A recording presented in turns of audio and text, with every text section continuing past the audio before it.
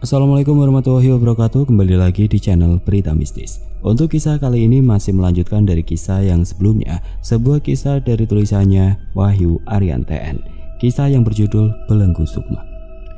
Dan sebelum kita lanjut ke ceritanya, tekan dulu tombol like video ini dan jangan lupa tekan juga tombol subscribe channel ini. Nyalakan juga lonceng notifikasinya agar tidak ketinggalan cerita-cerita lainnya dari channel ini. Dan buat teman-teman yang pengen membaca langsung ceritanya, nanti silakan saja kunjungi linknya yang nanti akan saya sertakan di kolom deskripsi. Dan seperti apa untuk lanjutan dari kisah ini, langsung saja kita masuk ke ceritanya.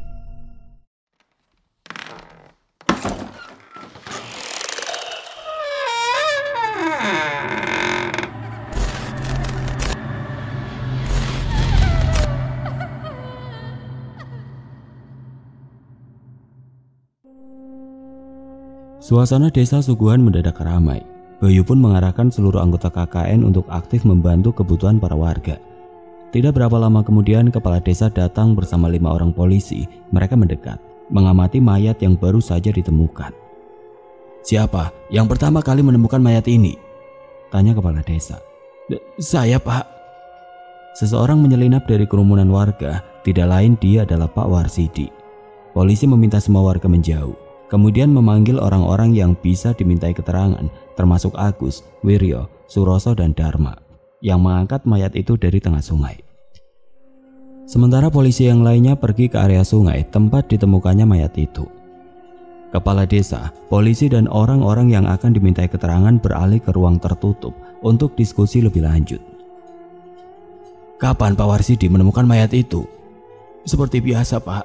Setiap pagi saya selalu ke ladang. Tapi pagi tadi ada bau busuk di sana. Saya pikir bangkai hewan. Tapi setelah saya cari, malah ada mayat di tengah sungai dekat ladang saya." Dari keterangan warga yang berkumpul, "Apa tidak ada yang mengenalinya?" tanya polisi. "Namanya Pak Rojo." "Tidak ada, Pak. Saya pun tidak mengenalinya, Pak," terang kepala desa. Suroso menyela. Dia menanyakan kondisi mayat dengan kepalanya yang bolong dan tanpa otak. Dari sini diskusi semakin liar, berbagai spekulasi mereka bicarakan. Mulai spekulasi logis, bahkan hingga spekulasi magis yang dikaitkan dengan cerita lama desa. Cerita lama? Dharma yang mendengarnya pun penasaran dengan kalimat itu. Ada begitu banyak pertanyaan yang tidak menemukan jawabannya. Ada begitu banyak spekulasi dan dugaan. Semuanya masih abu-abu dan hanya sedikit penjelasan. Hingga 2 jam kemudian tidak satupun di antara mereka mengenali mayat itu. Atau ada warga yang mengaku ada satu anggota keluarganya yang hilang. Sehingga melalui pemerintah desa dan kepolisian setempat, mayat itu diserahkan ke pihak yang berwenang untuk dilakukan otopsi dan dilakukan penyelidikan lebih lanjut.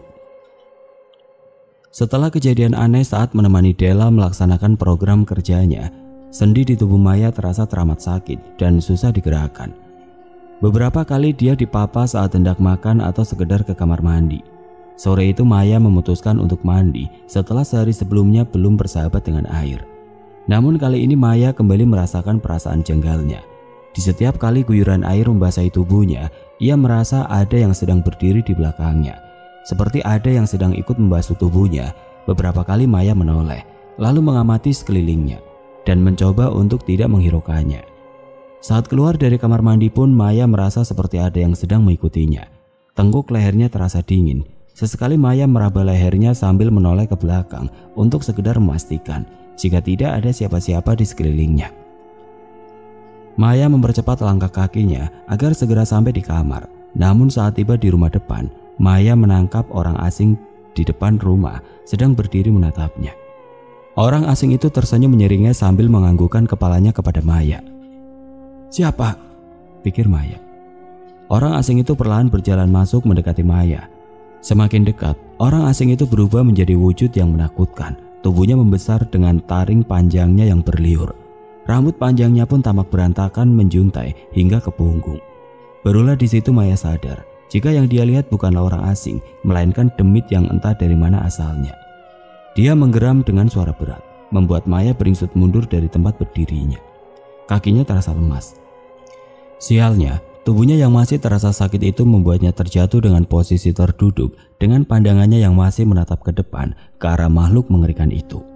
Maya menenggelamkan wajahnya di antara lututnya, kakinya gemetar sambil membatin di mana teman-temannya berada. Mulutnya seolah terkunci dan tidak bisa berteriak. Tidak lama kemudian di antara rasa paniknya yang tidak lagi terbendung, suara menyeramkan itu sekarang hilang seiring dengan suara kedatangan Pak Teja yang terkejut melihat keadaan Maya. "Loh, Mbak, kamu kenapa?" tanya Pak Teja panik. Kemudian membantu Maya berdiri dan mendudukannya di kursi ruang tamu. "Kenapa, Mbak? Kamu jatuh ya?" Maya menggeleng. Maya sukar membalas pertanyaan Pak Teja karena ia tidak sanggup mendeskripsikan rupa makhluk mengerikan itu. "Ada orang, Pak, laki-laki. Badannya besar, tegak, rambutnya panjang dan bertaring. Apa Bapak nggak melihatnya?" "Ah, siapa, Mbak? Nggak ada siapa-siapa." Pak Teja keluar rumah memeriksa sekeliling rumahnya, mencari orang yang dimaksud Maya, namun tidak juga menemukannya. Maya merasa lelah setelah seharian melaksanakan program kerjanya, sehingga malam itu setelah rapat dan evaluasi rutin digelar, ia langsung beranjak tidur meski teman-temannya masih asik ngobrol di ruang tamu. Namun di antara ketenangan tidur yang ia harapkan, Maya malah mendapatkan mimpi, dan mimpi itu seperti sebuah kejadian yang nyata baginya.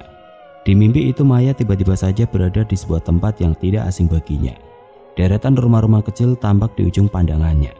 Suara aliran air turut terdengar di telinganya. Maya sadar jika saat ini ia sedang berdiri di atas tanah yang tidak jauh dari sungai di desa Suguhan.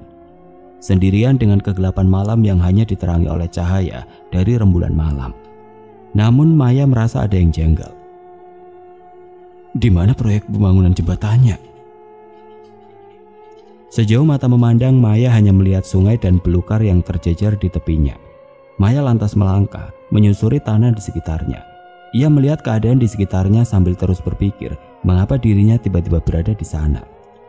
Sebuah eraman tiba-tiba saja mengagetkan Maya. Suaranya berat dan semakin lama semakin mendekat. Maya berubah panik. Matanya celingukan mencari keberadaan suara itu yang sepertinya sedang mengintainya. Sesosok laki-laki muncul di ujung penglihatannya. Pakaiannya compang-camping dan memiliki postur yang tinggi dan besar. Laki-laki itu berjalan mendekat ke arah Maya berada. Maya merengkuk mundur. Semakin lama sosok laki-laki itu semakin dekat dengannya dan semakin jelas wujud tubuhnya. Rambutnya panjang terurai berantakan dengan taring di antara dua bibirnya. Maya baru tersadar, ternyata suara geraman tadi adalah suara dari sosok laki-laki itu. Maya semakin panik, perasaannya diselimuti ketakutan. Dengan hati-hati ia menjauh. "Duh, kamu adalah orang yang aku tunggu selama ini. Baumu wangi, aku sangat menyukai aroma manusia sepertimu. Kemarilah, ikutlah denganku." Ucap sosok laki-laki itu yang semakin membuat Maya ketakutan ketika mendengarnya. Tolong. Ia terus menjauh dan sosok laki-laki itu terus mengejarnya. Namun naas, kaki Maya tersandung bebatuan di sekitaran sungai. Maya berusaha bangkit namun kakinya teramat sakit karena tulang keringnya terbentur cukup keras. Tidak membutuhkan waktu lama, sekarang sosok laki-laki itu sudah berada dekat dengan Maya. Dia menatap Maya dengan tajam, taringnya tajam tumbuh panjang. Badannya sangat tinggi dan besar, mirip seperti buto yang ada di kebanyakan cerita. "Baumu wangi, aku suka dengan aroma manusia sepertimu," ucapnya sambil mengendus tubuh Maya yang sudah tidak berdaya itu. Maya tidak tahu lagi harus melakukan apa, tapi beruntung saat itu Maya tersentak dari tidurnya karena Della membangunkannya dengan kasar. "Apa? Ada apa? Kenapa kamu membangunkanku?" tanya Maya dengan keadaan kaget. Maya terduduk di atas kasur dengan tubuh penuh keringat. Napasnya terengah-engah dengan jantung yang masih tidak beraturan. "Kamu yang kenapa, Mai? Kamu tidur tapi napasmu tidak beraturan." Maya mendadak diam. Ia bingung dengan mimpinya yang dialaminya dan pertanyaan Della barusan. "Enggak, cuma mimpi buruk saja." Maya menenangkan diri selama beberapa menit. Suara jangkrik yang riuh di luar rumah menandakan bahwa malam sudah semakin larut. Matahari yang cerah menyinari desa Suguhan pagi itu. Sinarnya menyeruak di antara pepohonan dan atap-atap rumah warga, membentuk garis-garis cahaya yang menghangatkan tubuh. Butiran embun pun terlihat menempel di daunan. berkilau seperti mutiara. Bayu, Dharma, dan Arbi sudah bersiap pergi dari rumah. Hendak bersilaturahmi ke salah satu rumah warga karena menurut penuturan warga yang lain, beliau ini adalah salah satu tetua di desa dan suaranya sangat didengarkan oleh warga desa. Terlebih jika desa Suguhan mengalami masalah, pasti banyak warga meminta pertolongan kepadanya. Atas dasar itu kemudian mereka berpikir sangat perlu untuk bersilaturahmi dengannya, sekedar ngobrol dan tanya-tanya mengenai keadaan desa.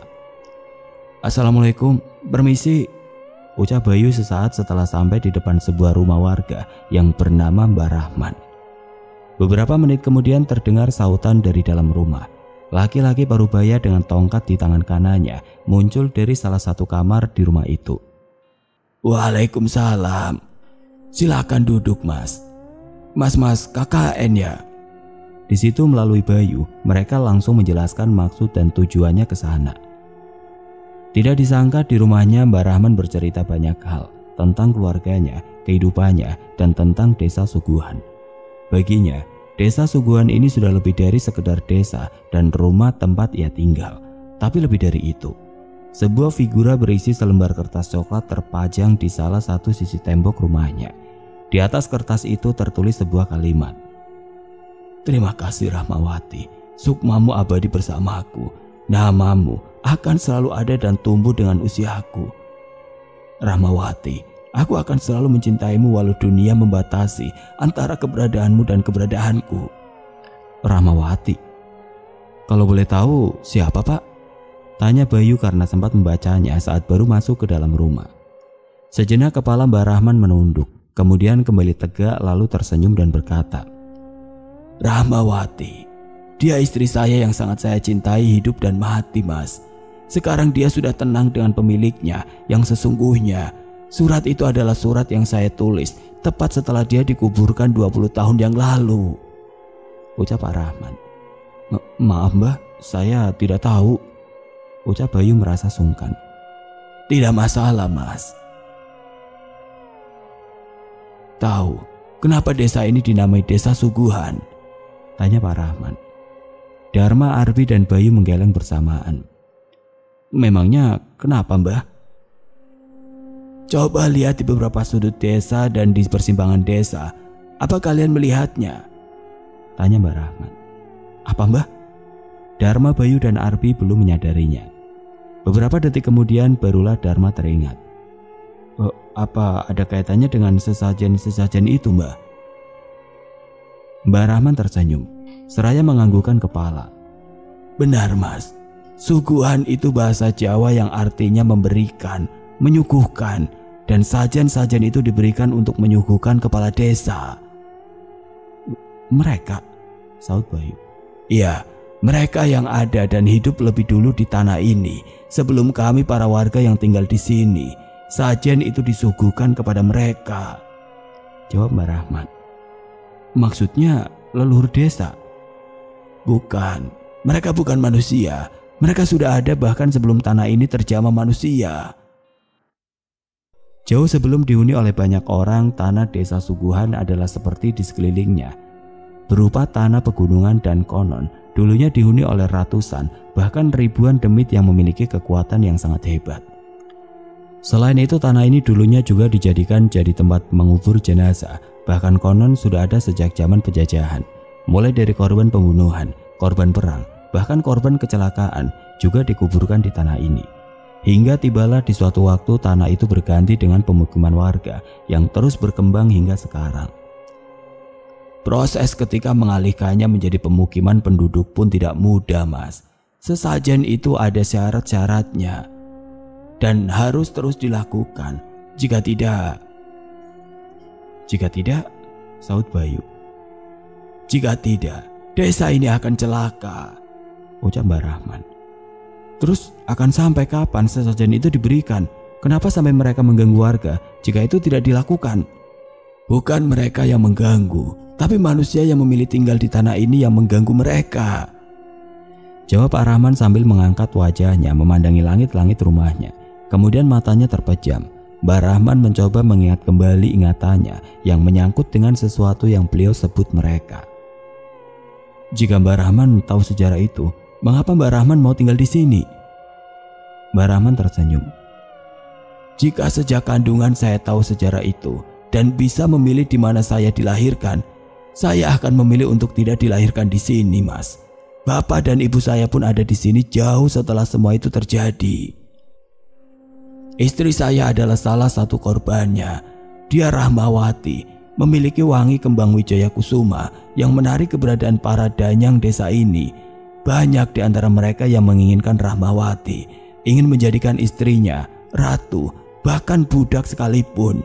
Sehingga hampir di sepanjang hidupnya, dia mengalami banyak sekali teror. Sampai di suatu waktu, saya tidak menyadari jika demit-demit itu sudah mempengaruhi Rahmawati sampai sejauh itu. Dia tiba-tiba saja hilang. Sebelum dinyatakan hilang, beberapa orang melihatnya berjalan ke arah sungai. Tapi saat saya dan warga mencarinya, tidak ada seorang pun yang menemukan Rahmawati. Linangan air mata keluar dengan sendirinya dari mata Mbak Rahman. Rahmawati adalah kecintaannya. Dia dipaksa ikhlas karena kepergian istrinya secara tiba-tiba. Rahmawati hidup atau mati, aku akan selalu mencintaimu. Kalimat penutup pada selembar kertas yang terpajang di rumahnya itu. Mereka tidak bisa diusir atau bahkan dihilangkan dari sini. Hanya dengan sajen-sajen itu, warga desa bisa menangkalnya, Mas. Semoga petaka seperti itu tidak lagi terjadi. Di bawah lampu pijar kamarnya yang tidak begitu terang, Bayu, Dharma, dan Arbi belum tidur. Mereka bertiga tengah asik ngobrol di sana, membicarakan banyak hal. Namun suasana yang semula tenang tiba-tiba saja berubah ketika tercium bau anyir darah hingga ke dalam kamar. Apa kalian menciumnya juga? Tanya Dharma. Dia yang pertama kali menyadarinya. Bayu dan Arbi pun tersadar sejak saat itu. Bau anyir semakin kuat menusuk melalui lubang hidung mereka. Tidak lama setelah itu timbul suara berisik ayam dari kandang milik Pak Teja di belakang rumah. Mereka bertiga yang merasa penasaran pun keluar kamar, berencana mencari bau anyir yang mengganggu mereka bertiga. Dharma melangkah lebih dulu, sementara Arbi dan Bayu di belakangnya. Mereka menuju ke belakang rumah, ke tempat kandang ayam yang mereka curigai keberadaannya. Apa ada maling ayam ya? Entahlah, bisa jadi iya. Pintu belakang rumah sudah sedikit terbuka ketika mereka bertiga melihatnya. Rasa panik pun seketika datang membersamai mereka. Firasat mereka semakin kuat jika ada yang tidak beres di belakang rumah. Pak Teja? Pak Teja belum pulang dari sore, ujar Bayu mengingatkan. Lalu siapa? Tanya Dharma. Dia menghentikan langkahnya lalu menatap Bayu dan Arbi dan saling bertanya-tanya. Tidak berapa lama setelah itu Dharma kembali berjalan, memastikan siapa yang berada di belakang rumah malam-malam begini. Sementara Bayu dan Arbi menunggunya di bibir pintu. Suara pintu belakang ketika Dharma membukanya perlahan. Semakin lama pintu menjadi terbuka lebar. Sekarang Dharma bisa melihat dengan jelas suasana di luar. Beberapa detik Dharma diam termangu melihat seseorang yang berada di depannya. Dharma memincingkan matanya. Gelapnya malam menghalangi penglihatannya melihat dengan jelas. Beberapa detik kemudian barulah matanya dapat menangkap sosok yang berada di depannya. Rasanya Dharma tidak percaya dengan apa yang dia lihat dengan kedua matanya. Siapa, Dar? Tanya Bayu dan Arbi bersahutan. Tubuh Dharma terkaku dengan mata yang terbelalak. Melihat wanita yang tidak asing dari pandangannya. Wanita itu tengah jongkok dengan ayam di genggamannya. Dia mencabik-cabik ayam di tangannya utuh-utuh dengan giginya. Matanya putih, pupil matanya menghilang. Wajah dan tangannya dipenuhi darah, merubah dirinya menjadi seseorang yang menakutkan. Nafas Dharma terengah, lalu menggeram, hendak teriak namun dia berusaha tenang agar tidak membangunkan seisi rumah. Baru kali ini Dharma melihat pemandangan mengerikan seperti ini. Ada apa, Dar? Bayu menyusulnya dari belakang. Arbi pun demikian. Tapi sesaat setelah mereka bertiga melihat kejadian di depannya, mereka pun terperajat. Suasana mengerikan tidak terhindarkan lagi. Bayu dan Arbi spontan berteriak seraya menghardik Maya. Maya, apa yang kamu lakukan? Apa yang terjadi padamu, Mai? Tanya Arbi dengan nada ketakutan. Maya terus menggeram dan terus mengoyak satu persatu ayam di sekelilingnya. Wajah Maya yang pendiam sekarang berubah mengerikan. Maya terlihat layaknya setan dengan banyak darah di sekujur tubuhnya. Mereka bertiga bingung harus melakukan apa. Mereka terus meneriaki Maya, memintanya melepaskan ayam di genggamannya. Tanpa mereka sadari, suara mereka menyebabkan para perempuan yang sudah tidur tiba-tiba saja bangun dan menyusul mereka bertiga. Astagfirullah, astagfirullah Maya, Maya. Maya masih terus mencapik-capik ayam di genggamannya, tidak peduli ada banyak orang di depannya. Tubuhnya yang kecil itu kini berubah menjadi mengerikan. Kerudungnya yang tidak lagi di kepala, matanya menyipit, mulutnya menyeringai sambil mengunyah daging ayam mentah-mentah. Sementara darah dari ayam yang dia kunyah terus menetes dan membasahi tubuhnya. Entah setan apa yang sedang mempengaruhinya sehingga merubahnya menjadi demikian. Entah dari mana datangnya Pak Teja kini muncul di hadapan mereka, menyadarkan Maya yang penuh dengan darah. Pak Teja tampak memegang kepala Maya dengan tangan kanannya. Mulutnya komat-kamit membacakan doa yang entah doa apa yang beliau baca. Tidak lama setelah itu Maya melemas dan tidak lagi melahap ayam di tangannya. Dharma dan Bayu membantu Pak Teja memapah Maya ke dalam rumah, lalu meminta para perempuan membersihkan sisa darah yang masih menempel di tubuh Maya, sebelum akhirnya diistirahatkan lagi di dalam kamar. Maya kini terlihat menggigil, wajahnya putih pucat, matanya terpejam sambil sesekali meringis seakan menahan sakit. Teman-temannya yang awalnya merasa takut berubah menjadi prihatin. Ada apa sebenarnya dengan Maya? Mengapa dia menjadi aneh seperti ini?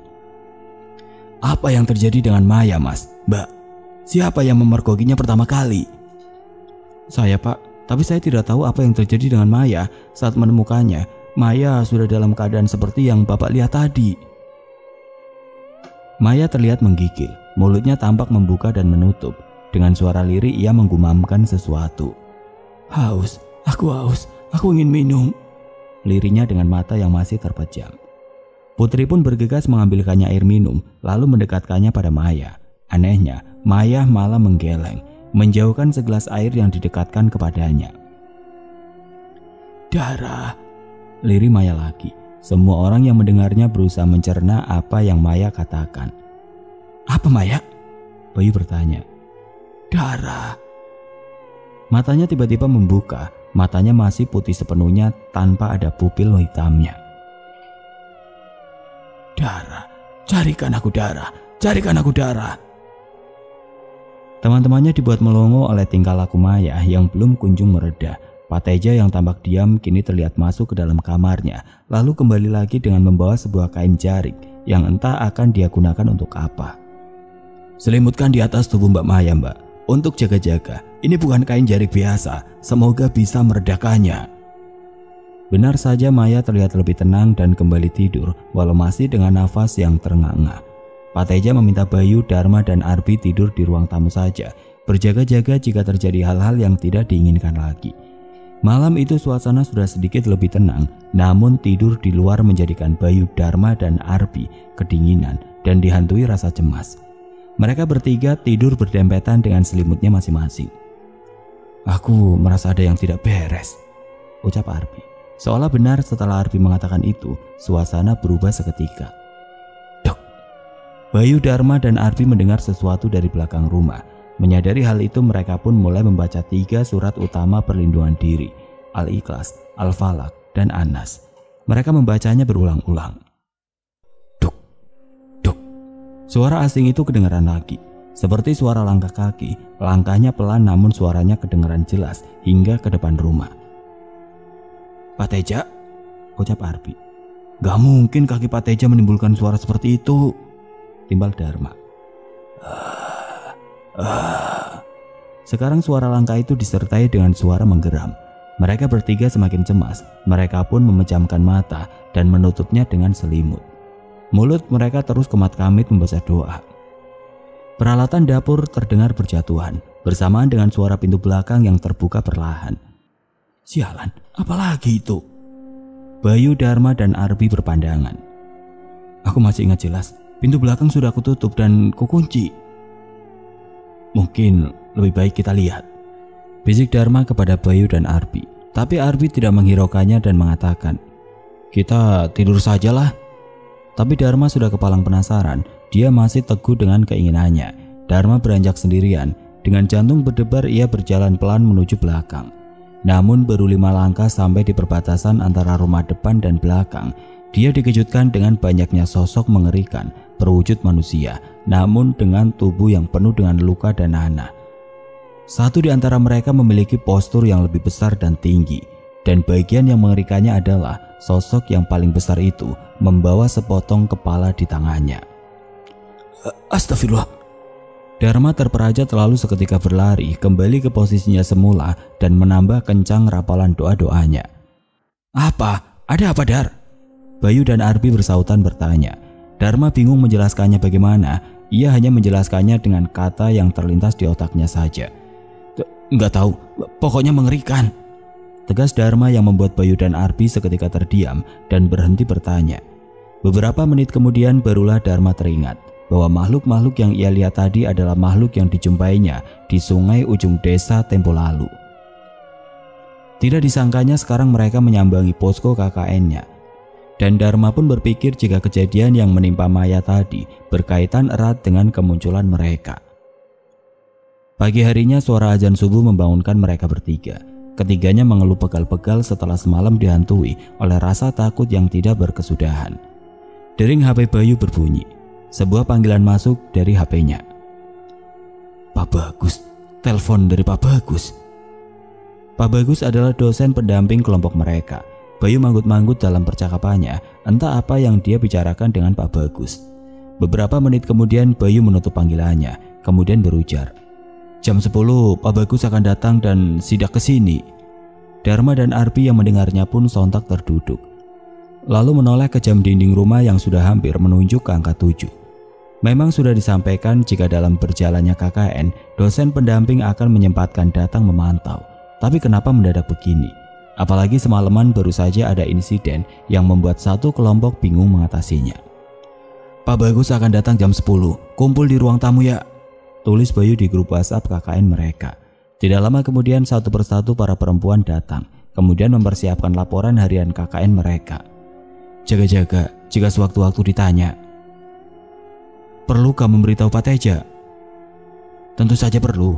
Beliau tuan rumah, kita juga perlu bertanya pada beliau mengenai kondisi Maya yang masih lemas itu. Di mana Mbak Maya? Tanya Pak Teja sesaat setelah diberitahu jika Pak Bagus akan datang. Masih lemes Pak, badannya demam, tadi sudah kami beri penurun panas. Terlukis wajah cemas pada Pak Teja. Dia tampak bingung entah apa yang dipikirkannya.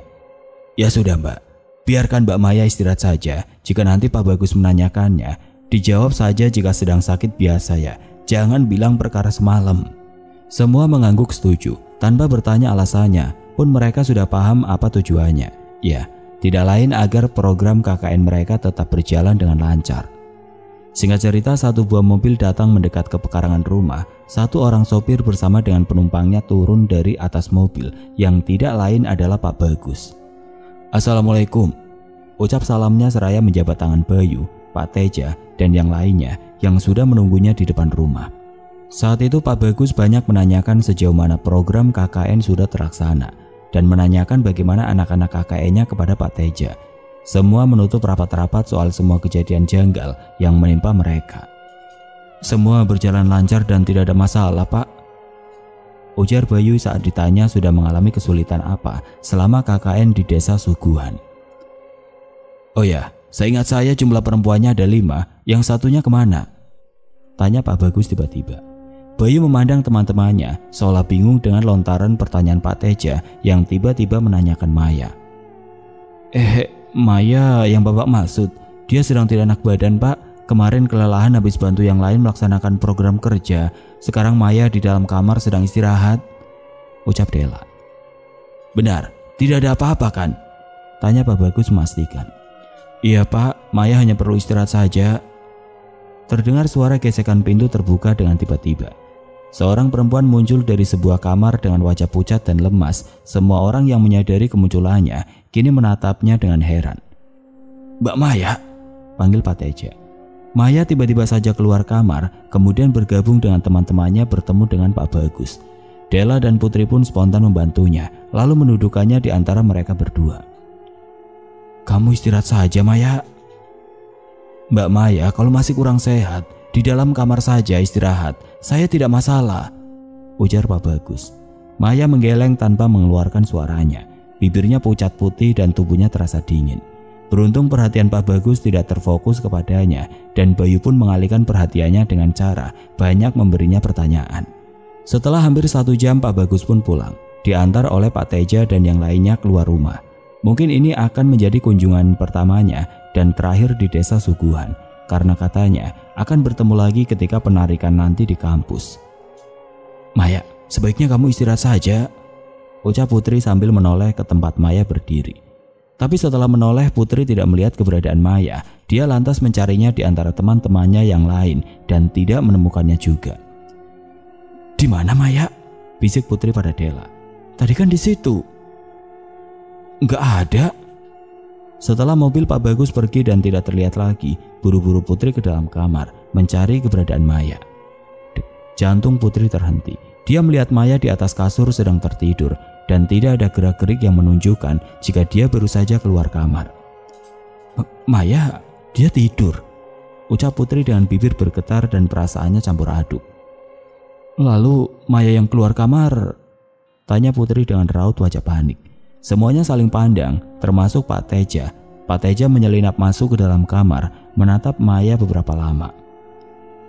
Jika besok Mbak Maya masih belum sehat, Bapak akan cari cara, ketus Pak Teja. Hari itu berakhir dengan sebuah misteri. Program-program KKN sedikit terlambat karena masalah yang datang pada diri Maya. Bayu, Dharma, Dela, Putri dan yang lainnya setiap hari bergantian membersamai Maya dan tidak membiarkannya sendirian di dalam atau di luar rumah. Malam hampir datang, angin yang beralun mengalirkan kesan tersendiri bagi mereka yang merasakannya. Belakangan desa Suguhan terasa berbeda dari biasanya. Di antara pepohonan rindang dan di antara deretan bambu di dekat rumah Pak Teja, tidak ada yang tahu apa atau siapa yang bersembunyi di antara cabang dan dedaunan rimbunnya. Ketika matahari sudah tenggelam, mereka mulai waspada. Gelap dan malam sekarang menjadi waktu yang dibenci oleh Bayu, Dharma, Putri, Dela dan lainnya. Walau Maya sudah berangsur membaik dan kembali ke sedia kala, namun ketika matahari sudah menghilang dari angkasa, seketika itu juga Maya berubah menjadi pribadi yang berbeda. Teman-temannya hanya memperhatikannya saja, karena kata Pak Teja, selama belum membahayakan dirinya atau orang lain, perhatikan dulu saja. Suasana malam di desa Suguhan memang sunyi sekali. Orang-orang lebih cepat menyudahi aktivitas luar rumahnya ketika selepas jamaah sholat isya. Belum lagi suara gagak yang bergaungan dari arah pegunungan. Pegunungan dengan hutan di lerengnya tampak mengerikan dari kejauhan. Di antara kesunyian itu, Bayu, Dharma, dan Arpi terjaga di depan rumah dengan satu teko kopi hitam dan memakan singkong rebus yang dibuatkan Putri sambil memandangi jalanan depan rumah Pak Teja. Mau sampai kapan Maya seperti itu ya? Bayu menggeleng seraya berujar, entah, semoga saja segera membaik.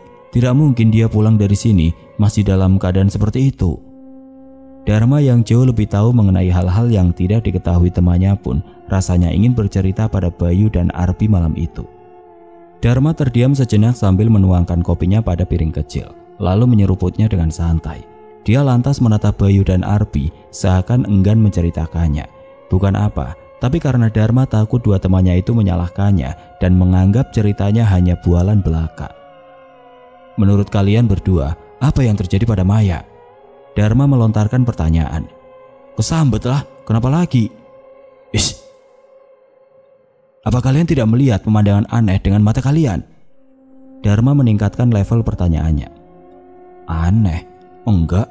Memangnya apa? Jawab Bayu dan Arpi bersamaan. Yang diceritakan Mbak Rahman soal mereka. Ingat. Bayu dan Arpi semakin penasaran. Sepertinya aku melihat beberapa yang dimaksud mereka oleh Mbak Rahman. Mereka seperti memiliki ketertarikan pada Maya, tapi entah apa yang diinginkan mereka dari Maya. Baru saja Bayu hendak menimpali perkataan Dharma, angin tiba-tiba saja bertiup dari luar ke dalam rumah. Jalanan desa depan rumah Pak Teja yang semula lengang, terdengar suara langkah kaki samar-samar datang dari selatan. Semakin lama suara langkah itu semakin jelas dan terlihat siapa pemilik dari suara itu. Segerombolan laki-laki tiba-tiba saja lewat entah dari mana atau akan kemana. Anehnya, mereka semua menatap pada satu arah yang sama dan tanpa mengeluarkan suara apa-apa. Dharma menendang kaki Bayu dan Arbi memberikan kode kepada mereka. Lihatlah. Dharma menamatkan satu persatu di antara mereka. Di antara gerombolan itu ada satu yang memiliki postur besar dan mengenakan pakaian layaknya petani pulang dari sawah. Shh. Dia bersuara seolah memanggil Dharma, Bayu, dan Arbi yang sedang memperhatikannya. Dia menatap Dharma, Bayu, dan Arbi satu persatu dengan tampang misterius. Selang beberapa detik kemudian barulah Dharma tersadar. Dia yang kulihat di sungai waktu itu. Celetuk Dharma. Segerombolan laki-laki itu terus berjalan. Semakin lama langkahnya semakin cepat ke utara. Mau kemana mereka? Tanya Dharma. Firasat Dharma tidak enak. Rasa penasarannya tiba-tiba saja memuncak.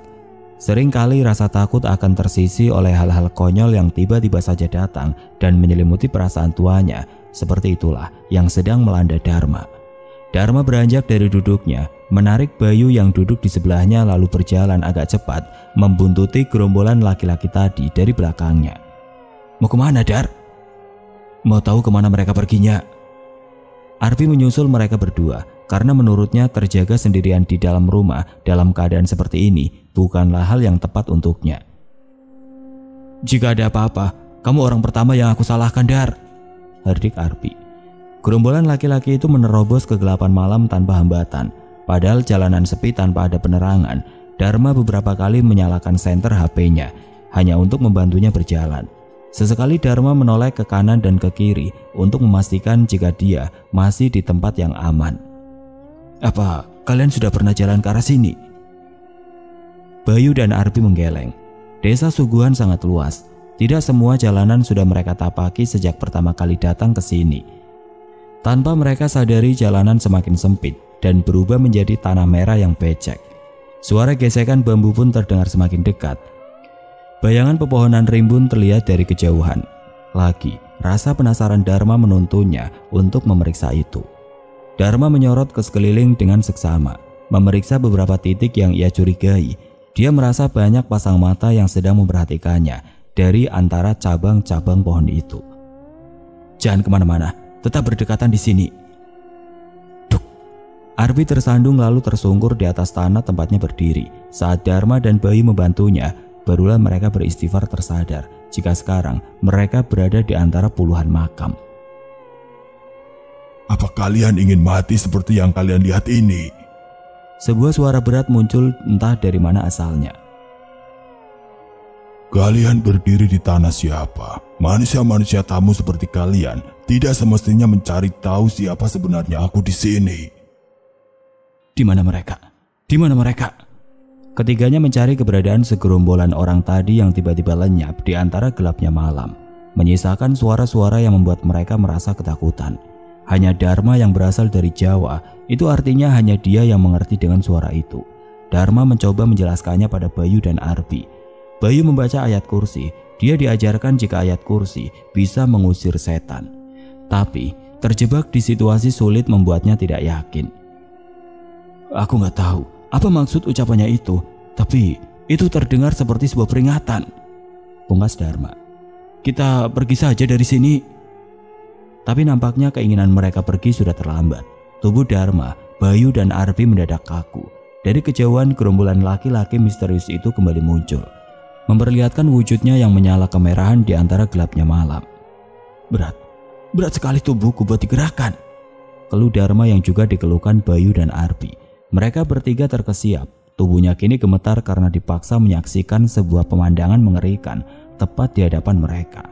Segerombolan laki-laki itu berjalan mendekat ke arah mereka, semakin dekat, semakin jelas wujud mereka. Wujudnya berbeda dari yang pertama kali mereka lihat. Sekarang, wujudnya terlihat mengerikan dengan tubuh yang penuh dengan luka borok dan darah di mana-mana. Dharma, Bayu dan Arbi memaksa tubuhnya untuk bergerak. Mili demi mili mereka mundur seiring makhluk-makhluk itu mendekati mereka. Mulutnya terbuka lebar dengan penuh darah. Pergi! Namun bukan kepergian makhluk itu yang mereka dapat, tapi kekehan seram dari mereka yang membuat bising telinga. Ya, makhluk itu tertawa seram seraya membentangkan kain putih yang kemudian ditutupkan ke kepala mereka bertiga. Tolong, Dharma, Bayu, dan Arbi berteriak meronta-ronta, takut jika akan dihabisi di sini. Terlebih lagi bau kain itu anyir seperti bau bangkai yang sudah membusuk berhari-hari lamanya. Hal itu lantas membuat mereka berpikir jika kain ini dipakai untuk menghabisi banyak nyawa. Hantaman keras menghujam mereka bertiga hingga membuat mereka kehilangan kesadarannya. Arbi berteriak kencang, berharap teriakannya didengar oleh orang-orang.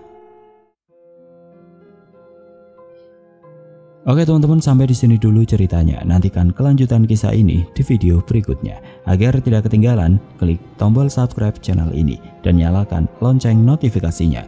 Wassalamualaikum warahmatullahi wabarakatuh.